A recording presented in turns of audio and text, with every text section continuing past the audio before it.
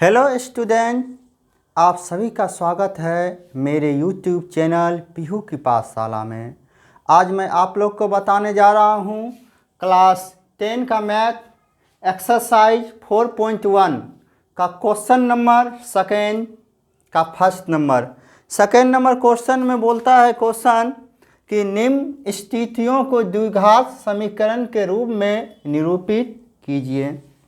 मेरे पास NCERT book है और आपको क्वेश्चन भी दिख रहा होगा। नहीं दिख रहा है तो क्लियर आपको दिखा देते हैं। एक आयताकार भूखंड का क्षेत्रफल 528 मीटर स्क्वायर है। क्षेत्र की लंबाई मीटर में, चौड़ाई दुगुने से एक अधिक है। हमें भूखंड की लंबाई और चौड़ाई ज्ञात करनी है। भूखंड की लंबाई और चौड़ाई ज्ञात करनी है। तो देखिए, एक आयताकार ये भूखंड है, ठीक, और इसका लंबाई और चौड़ाई का क्षेत्रफल कितना है? 528 मीटर स्क्वायर, ठीक। तो हमें द्विघात समीकरण बनाना है, लंबाई और चौड़ाई ज्ञात करना है। हम लिखेंगे माना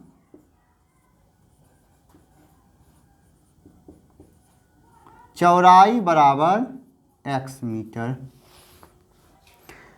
क्षेत्र की लंबाई चौड़ाई के 2 गुने से एक अधिक है, यानी लंबाई चौड़ाई से 2 गुने यानी कि 2x और 1 अधिक है। यहाँ तक आपको समझ में आ गया। एक आयताकार भूखंड का क्षेत्रफल, तो आप प्रश्नानुसार चलिए या प्रश्न से, तो आयताकार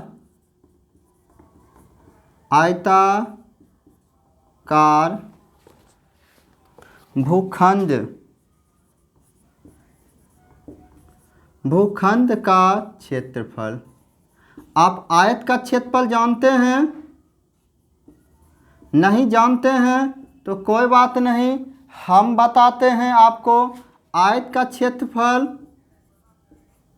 आयत का क्षेत्रफल बराबर लंबाई गुना चौड़ाई, और इसको शॉर्ट में L into B, area of rectangle L into B. यहाँ तक समझ में आ गया आपको? तो भूखंड आयताकार भूखंड का क्षेत्रफल कितना है? 528 मीटर स्क्वायर है। तो यहाँ आयताकार भूखंड का क्षेत्रफल क्या हो जाएगा?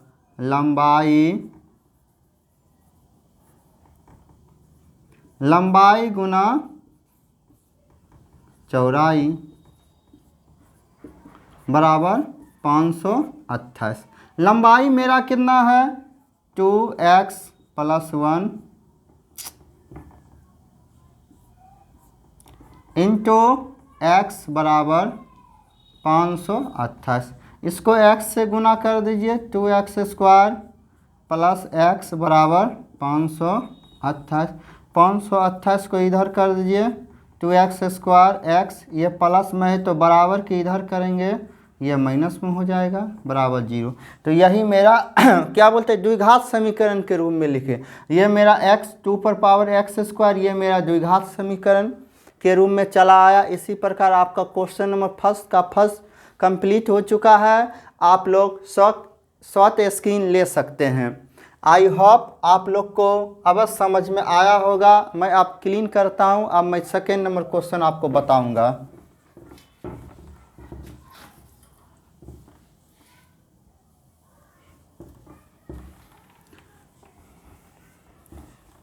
क्वेश्चन बहुत ही आसान है, सिर्फ समझिए, और मेरा उद्देश्य है आपको समझाने का प्रयास करें आसान तरीका से, जिससे आपको सीधा समझ में आ जाए क्वेश्चन। और क्वेश्चन नंबर सेकेंड, आप क्वेश्चन नंबर सेकेंड देखिए, आपको दिख रहा होगा। 2 क्रमांकगत घनात्मक पूर्णांकों का गुणनफल 306 है। हमें पूर्णांकों को ज्ञात करना है। हमें क्या है, पूर्णांकों को क्या करना है, ज्ञात करना है। तो दो क्रमांगत हम लिखेंगे, माना पहला क्रमांक, माना पहला क्रमांगत संख्या बराबर x और दूसरा क्रमांगत संख्या बराबर x + 1 हो जाएगा। अब प्रश्न से चलिए, प्रश्न से दो क्रमांगत धनात्मक पूर्णांकों का गुणनफल 306 है। तो हम लिखेंगे दो क्रमांगत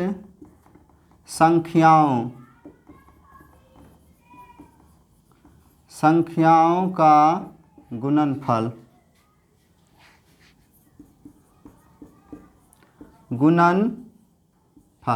आपका कितना है, 306। तो पहला संख्या क्या हो गया, x, और दूसरा संख्या आपका x + 1 बराबर 306। x से गुना करिए, x गुना x, x² x बराबर 306, x² x बराबर के इधर करिए -306 बराबर 0। मेरा ये द्विघात समीकरण में चला आया। तो ये भी मेरा सेकेंड नंबर भी क्वेश्चन कंप्लीट हो चुका है। हमको सिर्फ द्विघात समीकरण में ही लाना है। ये आपको समझ में आया होगा। ये आपको गुना का सिंबल दिए, ऐसे ऐसे ये गुना का सिंबल दिए, क्योंकि दो संख्याओं का गुणनफल, गुना का हम सिंबल दिए। तो मेरा सेकेंड नंबर भी क्वेश्चन कंप्लीट हो चुका है। अब मैं इसको क्लीन करता हूँ। अब मैं आपको थर्ड नंबर क्वेश्चन बताने जा रहा हूँ। आई होप आप लोग को समझ में आया होगा। मैं आशा करता हूँ आप लोग को अवश्य समझ में आया होगा। मैं इसका आप स्वतः स्क्रीन ले लीजिए।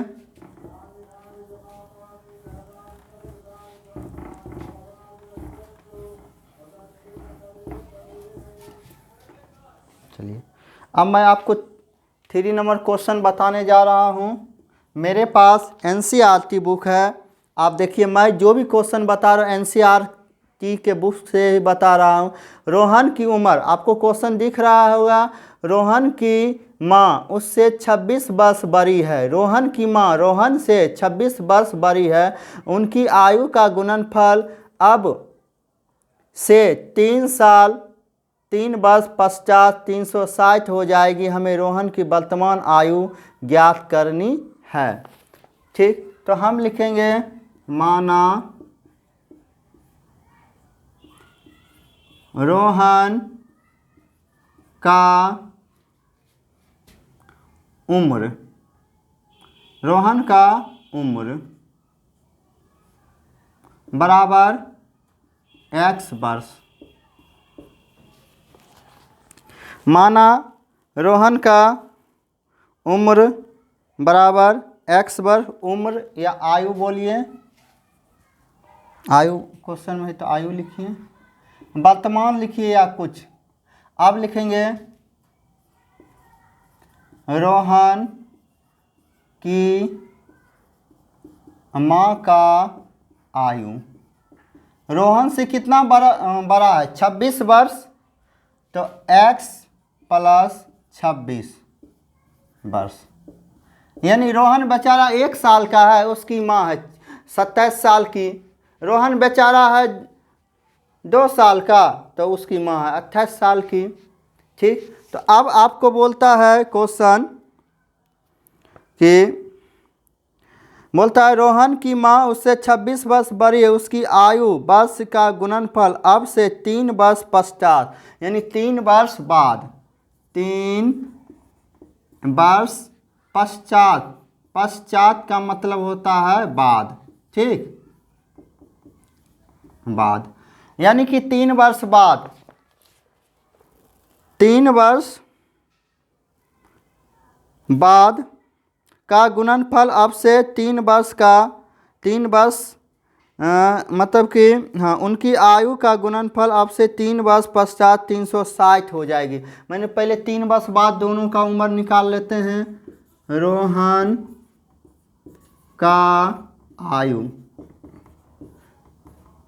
बेचारा अभी है 2022 में 1 साल का रोहन, 2025 में कितना साल का हो जाएगा 3 वर्ष बाद, हाँ। तो आपको 2022 में है तो इसमें हम क्या करेंगे 3 साल जोड़ देंगे x + 3, यानी कि बेचारा 4 साल का हो जाएगा। ठीक, तो उसके बाद माँ का उम्र, माँ का आयु, किसका माँ, रोहन का माँ का आयु x + 26 में 3 जोड़िए 29, यानी कि वो भी बेचारी कितने साल की हो जाएगी 30 साल की हो जाएगी। यहाँ तक बात में समझ में आ गया होगा। अब प्रश्न से चलिए, प्रश्न से बोलते 3 वर्ष पश्चात जो उम्र होता है दोनों के उम्रों का गुणनफल 360 हो जाता है, यानी हम लिखेंगे आयु, हाँ तो आपका क्वेश्चन क्या बता रहा है,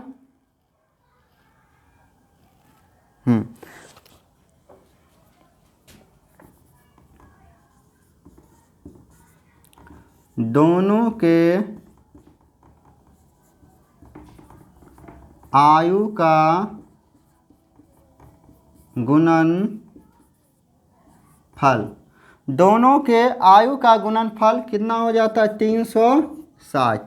तो एक रोहन का आयु कितना है x + 3, इसका x + 29 बराबर 360। तो x से गुना करिए x² + 29x, 3 से गुना करिए 3x + 9 × 27, 3 दूनी 6 2 8, 360। x² + 29x और 3x जोड़िए 32x + 87 बराबर 360। x² + 32x + 87 बराबर के इधर हम करेंगे -360, क्योंकि ये प्लस है, बराबर के इधर कर दिए माइनस। आप 360 में 87 माइनस कर लीजिए, सिंपल सी बात। 1 पैंचा लिए 10, 10 में 7 गया 3, यहाँ पर कितना बचा 5, 1 पैंचा लिए 15, 15 में 8 गया 7 बचा, और यहाँ पर कितना बच गया आपका 2, यानी x² + 32x - 273 बराबर 0।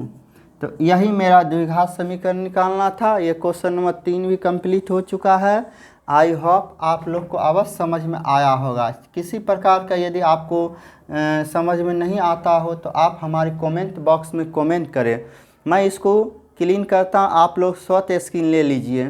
क्योंकि बोलता है द्विघात समीकरण के रूप में लावे, तो इसको हम द्विघात समीकरण के रूप में ही लाए हैं। मैं इसको क्लीन करता हूँ। अब मैं क्वेश्चन नंबर 4 बताने जा रहा हूँ।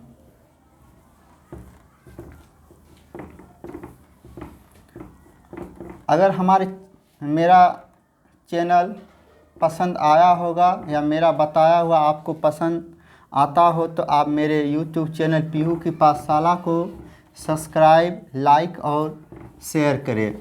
सब्सक्राइब और लाइक करने से हम लोग का मनोबल बढ़ता है, इससे कुछ होता नहीं है, हम लोग में और भी एनर्जी आता है कि हम जो बता रहे हैं आप लोग को अच्छा लग रहा है। आप लोग हम में एनर्जी डालने का काम करते हैं। ये क्वेश्चन नंबर आप 4, ठीक, क्वेश्चन नंबर 4 आप NCERT बुक देख रहे हैं, दिख रहा होगा 100%। एक रेलगाड़ी 480 किलोमीटर की दूरी समान चाल से तय करती है। यदि इसकी चाल 8 किलोमीटर कम होती है तो वह उसी दूरी है। देखिए, एक रेलगाड़ी 480 किलोमीटर की दूरी समान चाल से तय करती है। यदि इसकी चाल 8 किलोमीटर प्रति घंटा कम होती है तो वह उसी दूरी को तय करने में 3 घंटे अधिक लेती है। हमें रेलगाड़ी की चाल ज्ञात करनी है। तो हम लिखेंगे माना रेल गाड़ी की चाल बराबर x किलोमीटर प्रति घंटा, x किलोमीटर प्रति घंटा। जैसा कि आपने जानते हैं समय बराबर क्या होता है, दूरी बटे चाल। ठीक, अब प्रश्न से चलिए, प्रश्न से यानी कि t1 यानी पहला समय दूरी बटे चाल। ठीक, तो t1 बराबर मेरा क्या हो जाएगा, दूरी कितना है 480 और चाल कितना है आपका x। अब फिर पुनः t2 बराबर 480 बटे क्या बोलते 8 किलोमीटर प्रति घंटा कम जाता, ये जो चाल है उसमें 8 हम घटा देंगे यहाँ तक। तो कितना अधिक समय लगता है, 3 घंटे अधिक लेती है। 3 घंटा क्या लेता है, अधिक समय। तो हम इसको यहाँ पे बता रहे हैं आपको, 3 घंटा अधिक समय लेता है। तो आपको ये आपका समय हो गया, और ये जो हम पुनः लिखे हैं ये भी आपका समय ही हुआ, 2 समय हुआ। ठीक, आपका क्या हो गया, ये 2 समय हो गया। 8 घंटा कम चलता है तो अधिक 3 घंटा अधिक लेता है। तो आपको 480 by x minus 8 minus 480 by x बराबर 3। यहाँ तक समझ में आया होगा। इसका हम एलसीएम ले लेते हैं, x माइनस 8 इंटू एक्स। देखिए ये दोनों मैच हो रहा है, 480x ये 480। ठीक, तो हमने इससे आप अब गुना करेंगे, x माइनस 8 बराबर 3। तो चलिए इसको तोड़ देते हैं, x गुना x स्क्वायर माइनस 8x। ठीक, तो 480x माइनस 480x माइनस 0 अथी 64 32 6 38 बराबर 3। ठीक, देखिए ये आपका प्लस है, ये माइनस है, ये दोनों कट गया। तो आपका हुआ क्या, 3840 बचे x स्क्वायर 8x बराबर 3। इसको क्रॉस मल्टीप्लिकेशन कर देते हैं, 3 into x square minus 8x equal minus 3840। इसको गुना कर दीजिए, 3x square minus 24x minus 3840, 3x square minus 24x minus 3840, 3x square minus 24x बराबर के इधर के लिए माइनस माइनस प्लस 3840 बराबर 0। तो ये आपका द्विघात समीकरण निकल चुका है। इसी प्रकार आपका क्वेश्चन नंबर 4 भी कंप्लीट हो चुका है। आई होप आप लोग को अवश्य समझ आया होगा। अगर मेरा बताया हुआ आपको अच्छा लग रहा हो तो आप मेरे यूट्यूब चैनल पीहू की पाठशाला को सब्सक्राइब, लाइक और शेयर करें। Thank you.